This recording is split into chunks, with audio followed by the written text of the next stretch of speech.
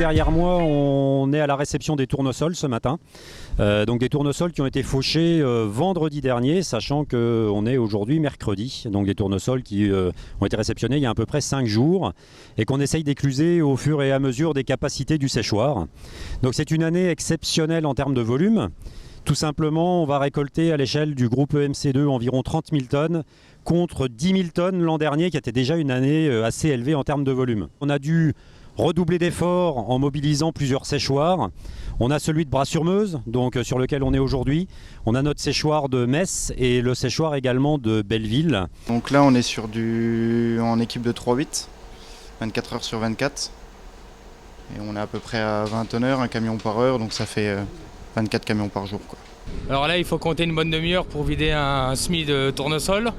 Contrairement à une semis de blé ou d'orge, il faudrait environ 5 à 10 minutes. Il n'y a rien à faire, quoi. Je veux dire, on balaye aux alentours et puis on vide progressivement, quoi. Au début ça arrivait un peu sec, vers 12-13, donc on séchait beaucoup plus vite qu'à l'heure actuelle. Là on est sur des volumes à 18-20 d'humidité, donc c'est forcément plus long à sécher. Forcément ça salit plus quand c'est plus humide.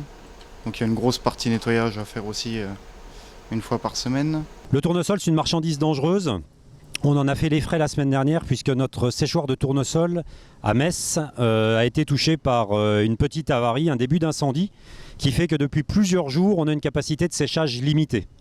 Donc on est contraint pour les jours à venir de concentrer toujours nos 3 séchoirs en termes de capacité pour pouvoir rentrer les tournesols et on ne pourra démarrer la campagne de maïs qu'une fois que la récolte des tournesols sera vraiment on va dire bien entamée. On espère d'ici une dizaine de jours maintenant.